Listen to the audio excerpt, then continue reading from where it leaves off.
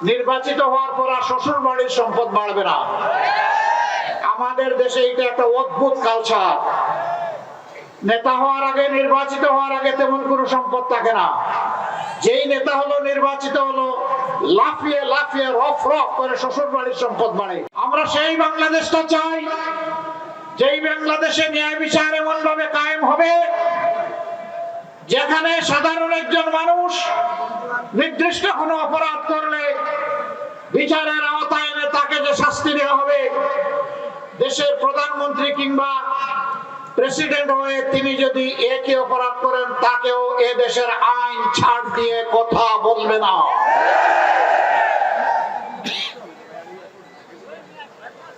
আমরা এই বাংলাদেশে, নতুন বাংলাদেশে আমাদের যুবক ভাই বোনদের হাতে বেকার ভাতা তুলে দিয়ে অপমান করতে চাই না। 24 জুলাই দাবি তুলেছিল, আমার মেধার স্বীকৃতি দাও, আমার হাতে আমার কাজ তুলে দাও। আমরা সেই মেধা ভিত্তিক, ইনসাফ ভিত্তিক, দল মত ধর্মের ঊর্ধ্বে উঠে যে যুবক যুবতীর যেটা পাওনা, যে কাজের ন্যায্যতা রয়েছে তার হাতে সেই কাজ তুলে দিতে চাই।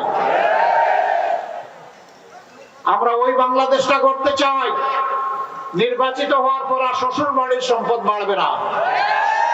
আমাদের দেশে এটা একটা অদ্ভুত কালচার। নেতা হওয়ার আগে, নির্বাচিত হওয়ার আগে তেমন কোনো সম্পদ থাকে না।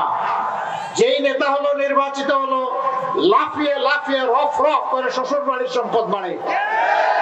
বাপের বাড়িটা আবার তেমন বাড়ে না, কারণ বাপের বাড়ির কেউ যদি আবার জেনে পেলে যদি ভাগ বসায় দেয়, কিন্তু মন্দ কপাল হলে অন্যটাও হয়ে যায়, কপাল ঘুরে যায়, উল্টা দিকে ঘুরে যায়। তখন শ্বশুর বাড়িওয়ালারা এক সময় বলে, বাবাজি অত ভাইজি বিপদের সময় পাহারা দিয়েছি, এই সম্পদ তোমার নয়, এখন আমার। এ ঘটনা ঘটেছে, অনেকে আত্মহত্যা করেছে, দেশ ছেড়ে হতাশ হয়ে বিদেশের মাটিতে পা বাড়িয়েছে। আমরা ওই রাজনীতির পচা ধারা পাল্টে দিতে চাই।